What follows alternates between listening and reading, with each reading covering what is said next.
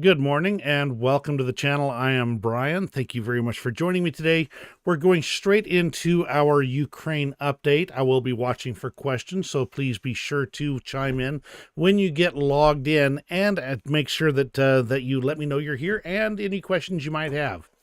So let's go ahead and get started with the most interesting information that came across first thing this morning. Originally, I was intending to stream this last night. It had some computer problems.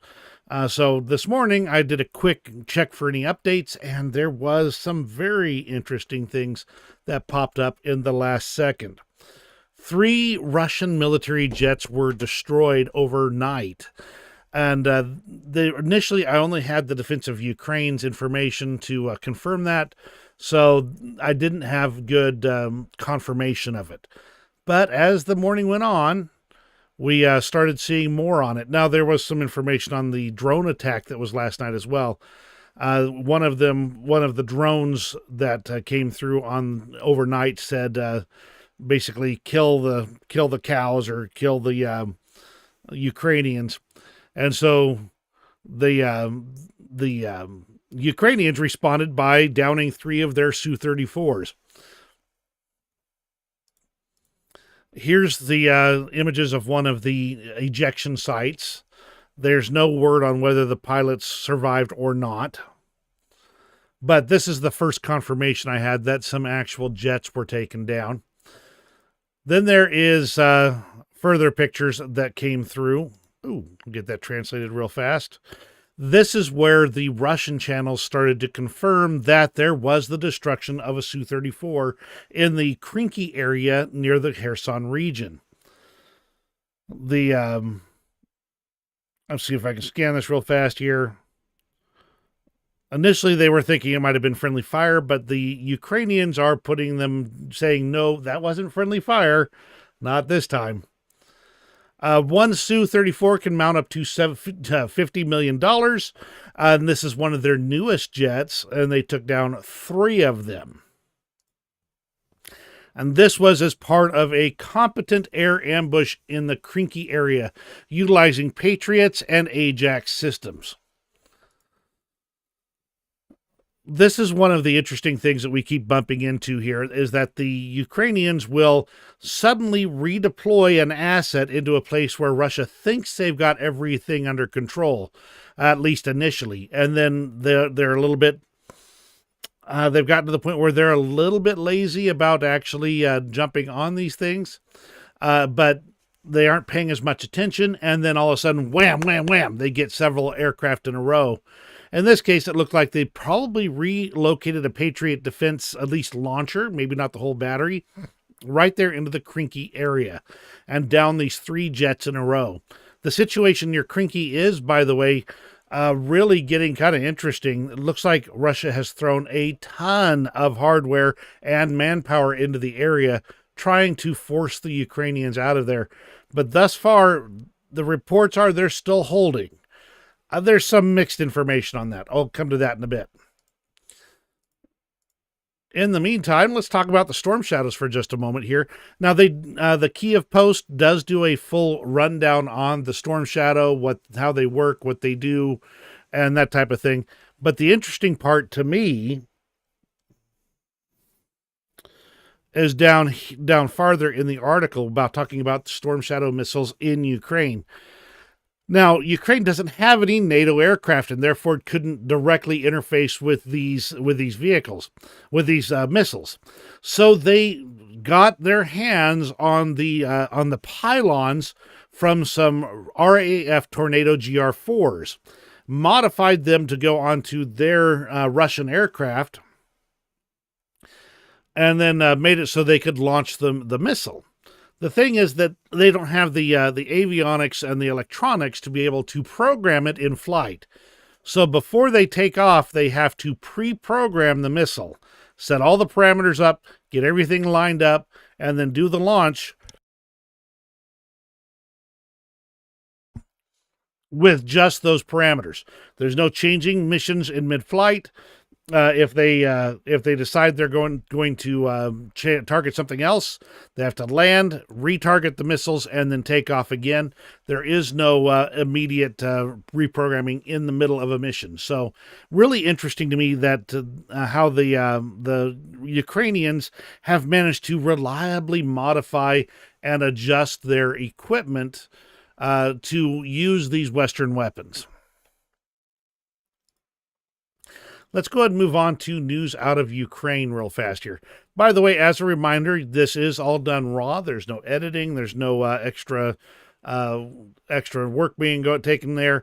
So you may see replies on some of these items that are not exactly positive, or maybe Russian trolls, or maybe filled with other things that you may not want to see. So make certain you're paying attention to the main post and not looking at the comments below, just as a reminder. From the Kyiv Independent, a Russian strike on mines in Donetsk Oblast killed 3 and injured 6.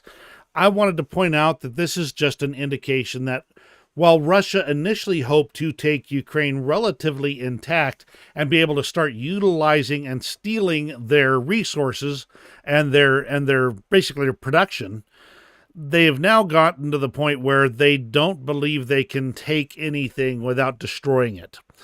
And so even if they can't take it, they then put all efforts into making sure they destroy anything that's of value in the area. Not even military facilities or anything like that. This is a mine. Probably mining things that are not war-related, or at least not immediately. The only thing it would do is bring income in for the Ukrainian people and provide jobs.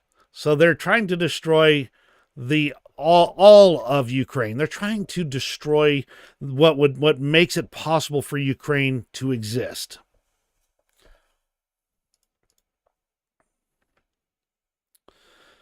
With the where'd that go? Anyway, with some of the new asset declarations they're starting to see in Ukraine, they're starting to see huge earnings, valuable assets, and possible links to Russia.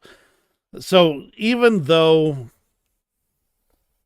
there are those links, it's clear that the politicians are starting to actually declare the real information, and now they can see and follow up on any of those things moving forward. Really interesting, and it indicates that they're working hard on rooting out that corruption, finding the crooked politicians and the crooked servants, the public servants, and making sure that they are monitored and they can't be crooked or gotten rid of.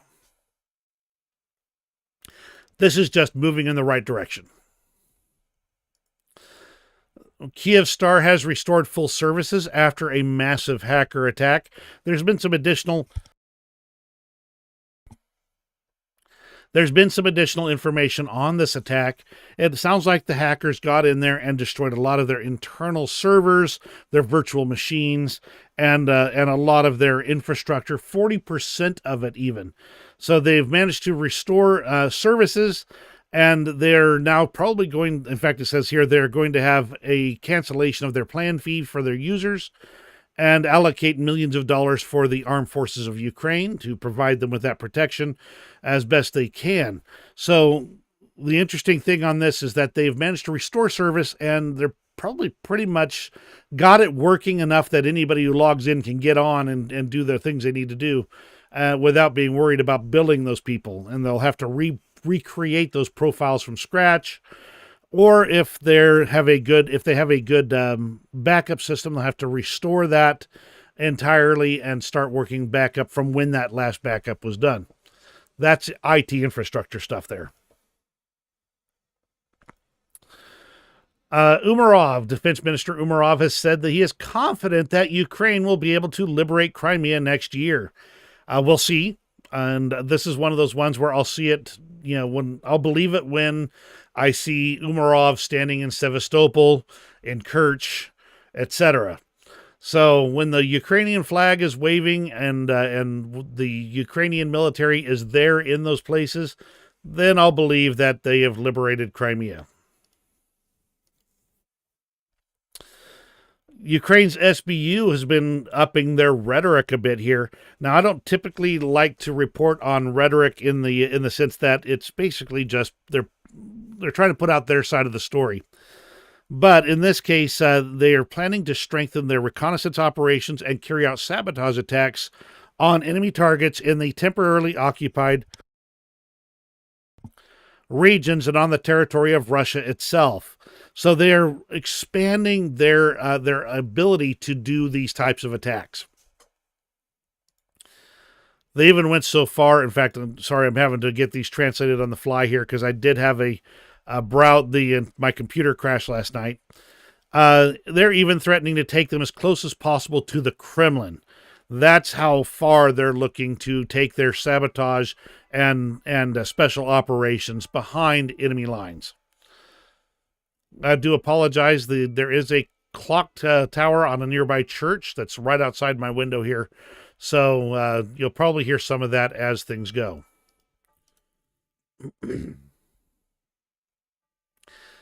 Alexei Danilov has stated that Ukraine will have powerful new air defense systems this winter, and these will be quite powerful complexes, not systems used by mobile fire groups. So Ukraine has been putting together basically trucks with guns on them and then integrating those in different ways to get like these Shahed drones and things like that.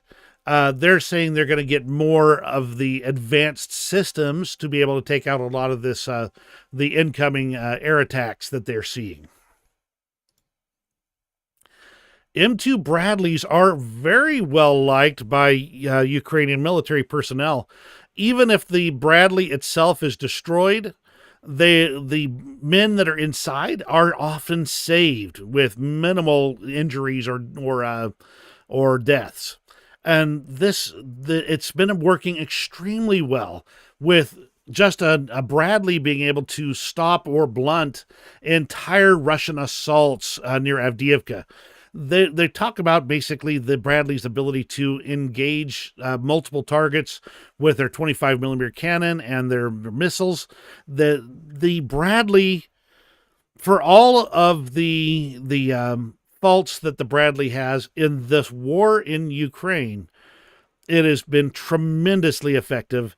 And the truth is that the Bradley as a fighting vehicle has been a real gem in this conflict. It did a really tremendous job in the Iraq war. That actually took out more tanks than the Abrams did. It's the right amount of mix of firepower and capability and the ability to transport troops and equipment. Really just interesting to see it being used. Ukraine's energy ministry reports that there are widespread power outages due to bad weather and Russian attacks. They say that 13 oblasts across Ukraine were affected.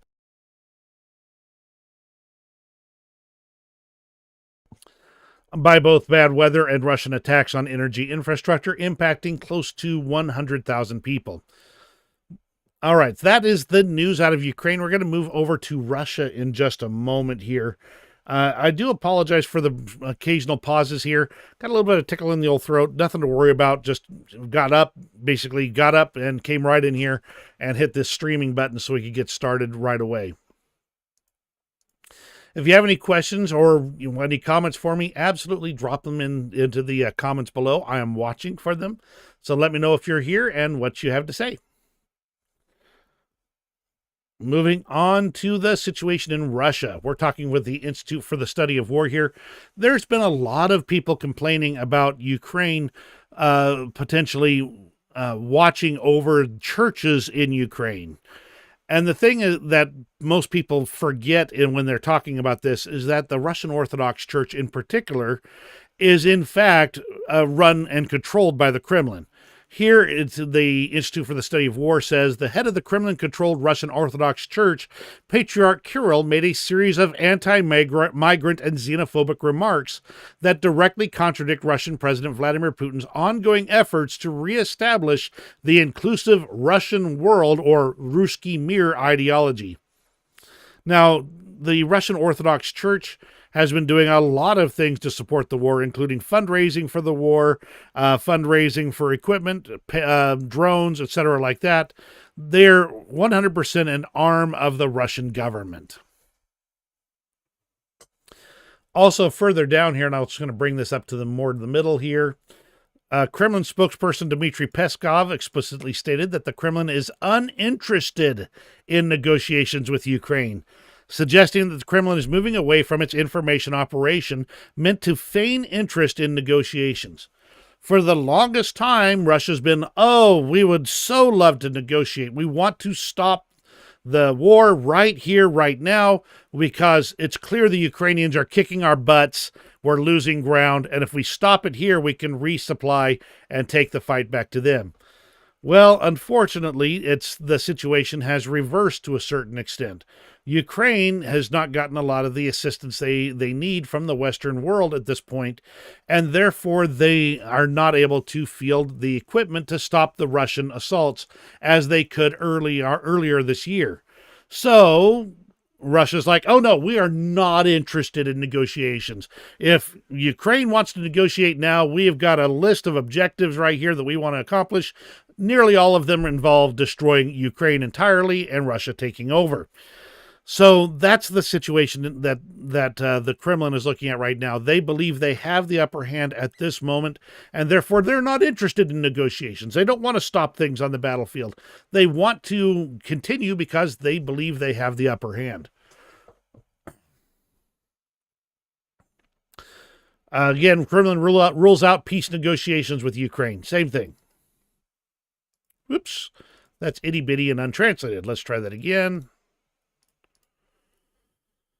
New Year's and Christmas fireworks will not be held in Moscow again. They'll be using that money to go towards the war. And that should just indicate how much initially Russia was trying to make it so there was nothing different, that this war was not going to affect the average Russian at all. Nothing would change. They would keep doing all the things they normally did. Well, it's clear that that's not worked. So they've started doing things like canceling fireworks and putting that money towards the military and dealing with the effects of sanctions and effects of this war.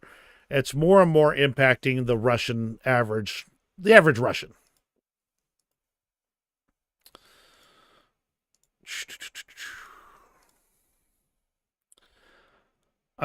Russians did finally give an estimate for the amount of damage from the storms in Crimea, 42 billion rubles.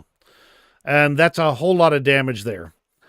There's a lot of requests for compensation for damage. They've been basically saying, fix it yourself. We'll talk to you about money later. We'll see if any of that money actually comes through.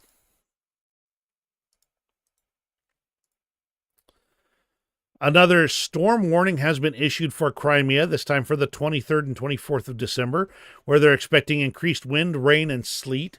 I did see in another source that they're expecting to see an entire month's worth of rainfall within 10 days. So a lot of things going on over there in Crimea weather-wise.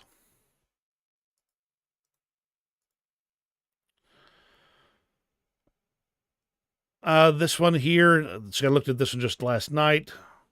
Okay, yes, the Ukrainian SBU is looking into a Crimean priest who is the head of the military department of the Crimean metropolis of the Russian Orthodox Church. This man raises money for attack drones, thermal imagers, portable radios, and anti-drone guns for the Russian army, and he has personally delivered equipment to Russian units. This is one of the leaders of the Russian Orthodox Church. It's clear that they work at the behest of the Kremlin.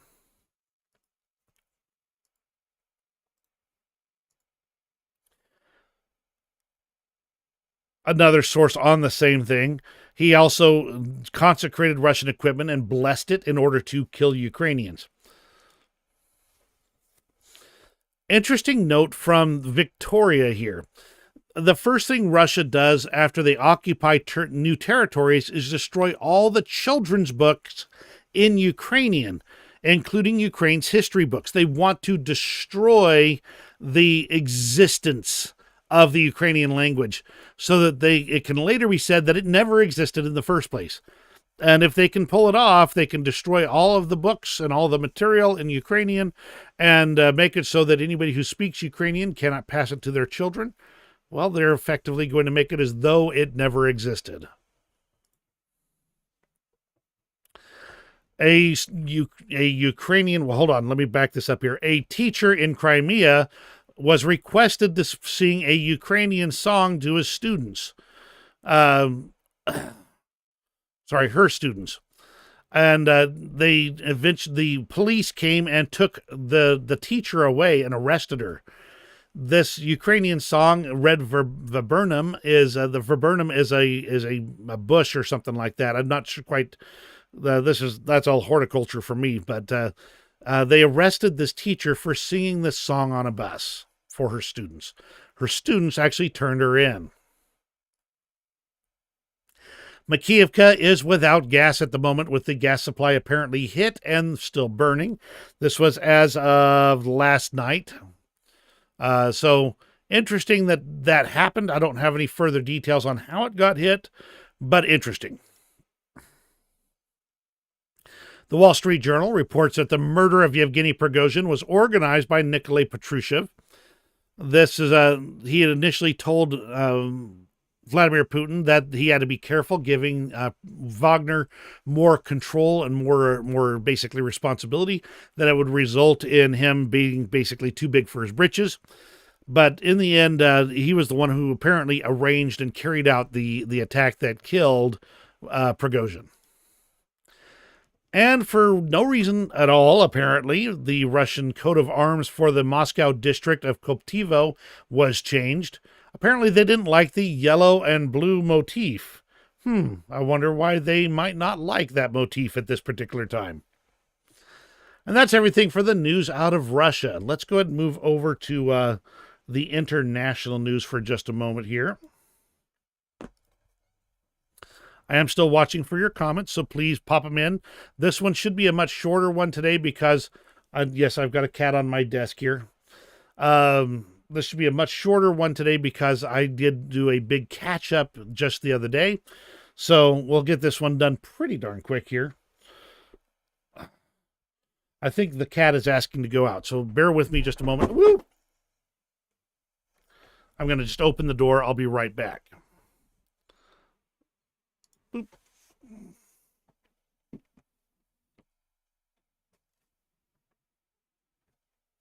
Where'd it go? No? Okay. Cat wants to stay on the desk. Oh, there she goes.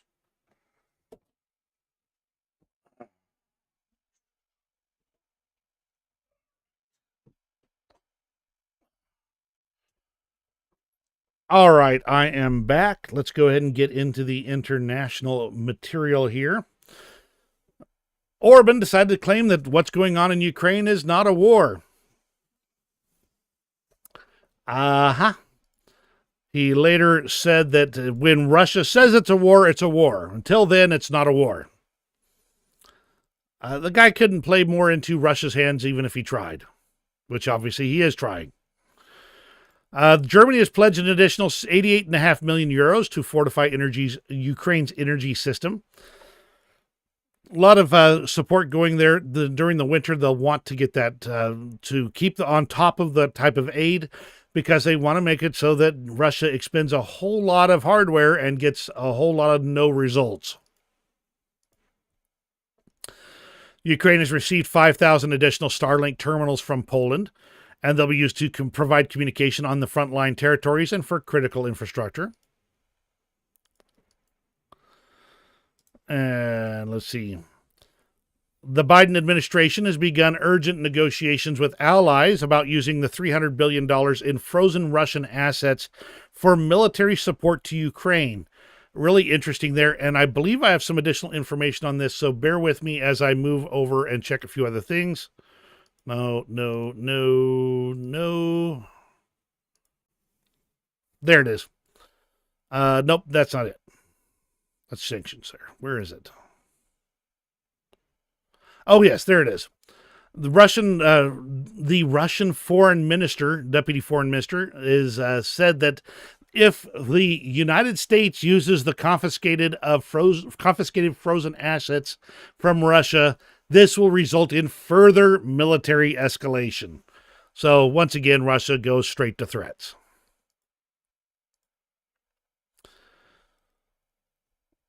Poland, well, let's see. Russia has been saying, their propagandists have been saying that Poland is a serious threat to Kaliningrad and Belarus. This is more bellicose rhetoric we're seeing out of Russia, the type of which we usually see right before something stupid happens and they go and somebody gets attacked. So we're seeing a lot more of that lately. Orban and Zelensky have set up a bilateral meeting. It'll be interesting to see if it actually happens, for one thing. But this would be the first official bilateral meeting between these leaders since the beginning of the war. And it'll be interesting to see if anything useful comes out of it. Orban has been such a supporter of Russia through all this. But if anybody can get Orban's head turned around, it would be Zelensky at this point in time. I don't think there's anybody else who's putting in the effort to try and go. Basically, nobody's basically going to Orban and saying, knock it off, man, you're not helping at all. They're pretty much letting him run roughshod over them. So it's interesting to see that this meeting will take place or might take place, and we'll have to see if anything good comes out of it.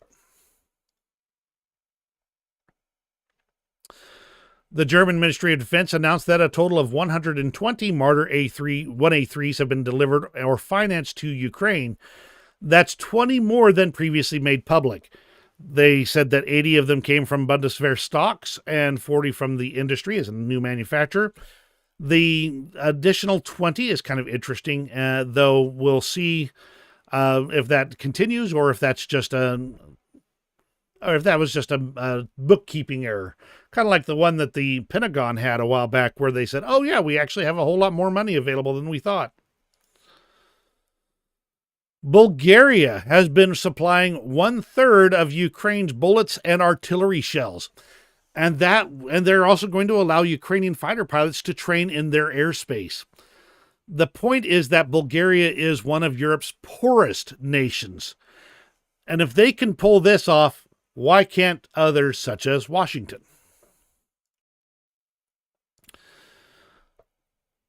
Let's see. There we go. I just want to kind of pop down here to the Institute for the Study of War. We're going to go right here.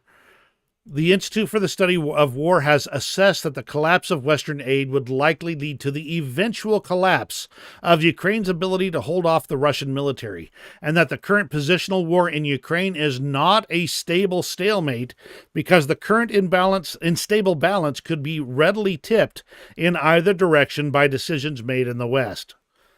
That's the situation there. Ukraine is some amazing fighters. They will continue to fight no matter what. But the overall situation is not stable, and it will collapse if the right amounts of equipment don't show up. The U.S. is strengthening their sanctions on Russia, targeting any financial institutions that are supporting Russia's war effort. The Czech Republic is providing $10 million for aid for medical facilities in Kharkiv. Thank you very much, Czech Republic. The Netherlands has finally announced that they're going to give 18 F-16 fighters to Ukraine, and they've started preparations for that transfer. And this is a follow-up from the previous video. Salikov, who was the man who defected from Russia and was giving testimony against Russia over at The Hague just the other day. There's apparently the Allied intelligence agencies offered him, said basically, hey, look, Vladimir Putin is offering you a job. Go over there, take the job, and spy for us. And I believe that Salikov finally hit the point where he could not take one step further. He said no and became a defector instead. He said the indications are, in fact, that he said no because there's the possibility he would have had to be responsible for further mass murder of Ukrainians. And he did not want any part of that. So interesting further follow-up on Igor Salikov. we'll keep watching for more information on him in the near future. Now let's go ahead and move over to the front lines. I'm just going to quickly bip over there and get started on that. Quickly play this video here. Conditions on the front lines. This soldier looks cold. He's covered in mud. Of course, some of that's probably used as camouflage, painted his face that way. But look at his uniform overall. He is wet from head to toe from mud. And my understanding is that the weather has gotten sloppy again, and not freezing like they kind of initially expected there. There have been a lot of little changes over here on the map. Let's see, the front Novomykolaievka. The Russians apparently made some progress. They call it an update to the front lines. But again, this is open territory here, not the village itself or city. So easier to capture than city territory. There's also some additional changes here, minor ones. Again, open territory. This is Novokalinove. Wow, sorry about that. Right there, just to the south of it. That would be near Avdiivka. This indicates the Russians are pushing in areas where they can take territory and have perhaps been blunted from their attacks near Stepova and Avdiivka. Over near Bakhmut, near Bodanivka, which I'm going to try and get this. There we go. The Russians have managed to take a little bit more. Again, open territory. They're capturing open ground. But they have also made some additional progress near Klishchiivka here. And you can see that right here. Basically, they're getting right up to the railroad line again. This situation in Klishchiivka is troubling because it's rolling back gains that Ukraine did some very strong work for earlier this year. That said, Ukraine's currently on the defense, not the offense. So there are going to be some losses in this area. It's not good to see, though.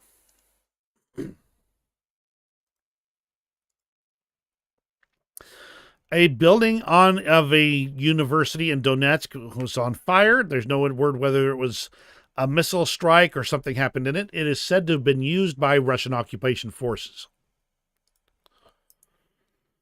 Ukrainian forces hit a Russian ammo depot in occupied Mariupol. There were a lot of explosions, and there's reports of 10 casualties. This one, totally do not understand.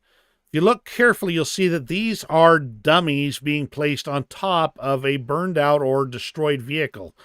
That looks like they stuffed pants and jackets with just whatever material they can and made fake bodies they stacked on top of these vehicles. Totally incomprehensible to me. If there's somebody out there who can give me some reason why they would do this, let me know. Absolutely. It doesn't make any sense unless they were going to try and, if they didn't even prop them up so they would look like they were preparing to deploy. There's no artifice here. There's no camouflage here. There's nothing here that would give you a reason to do this. Literally, the only thing I can think of is that they're putting these in place so that they can sneakily put real people in those areas and hope that the Ukrainians will ignore them, thinking they're more dummies. Best guess. Don't know. Doesn't make sense. Why would they do this? You let me know in the comments. There was some explosions over in the Kerch area yesterday. They did close the bridge for a while. I don't know if it's been reopened. I'm pretty sure that it was in Kerch itself, not the bridge that the explosions were around.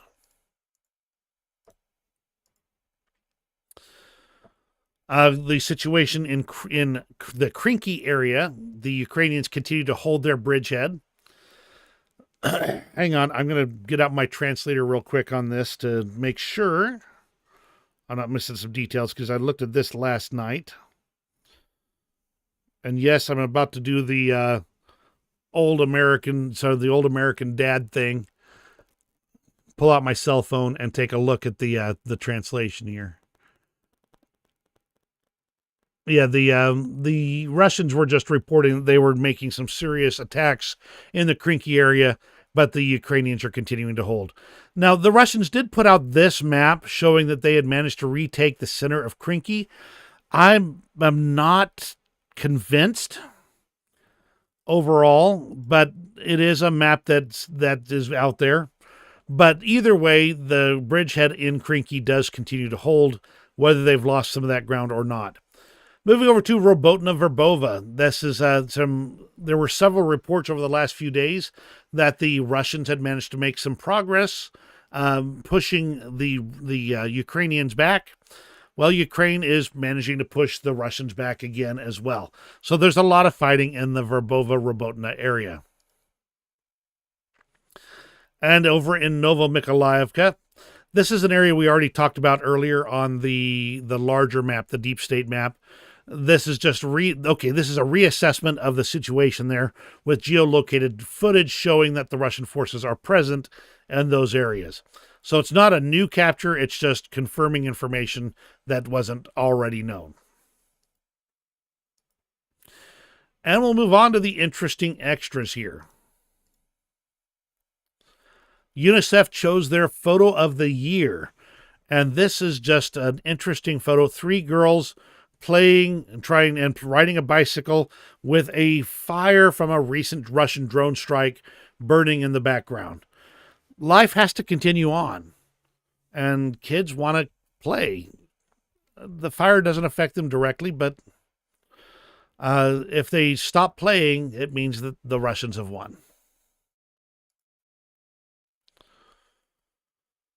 How about this camouflage challenge? And I'll go ahead and see if I can bring this up a little bit larger. Nope. Okay, dang it. Apparently it's been closed or moved on since then, changed URLs. That does happen. What do you see in this image? You can see somebody in red hiding, but do you see the Finnish snipers? In fact, that was what the poll said. What do you see in this picture? Finnish snipers, Finnish snipers, Finnish snipers, or I only see Santa? If you look carefully, you'll see right here, circle it with my mouse, and right here, and possibly right here. Looks like there's some Finnish snipers right there, ready for some Russians to show up.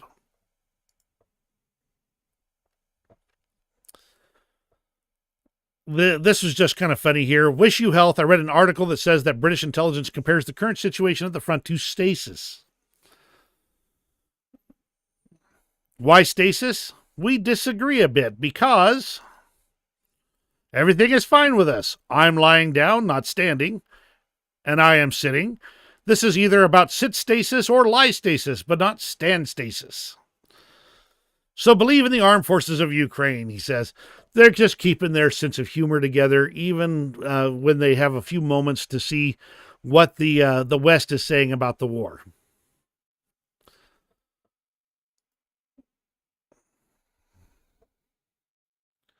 Now, I can't show you all this footage over here. I'm pretty sure that there'd be a whole lot of things deleted. But I did want to show you. Dang it. Let me see. Let me flip this over here. Bear with me a second so you can see better. I want to make sure that you're taken care of here. Boop. There we go. How about this captured Russian soldier being watched over by a combat cat? They had done some trench work here and managed to capture a trench line and take a Russian prisoner.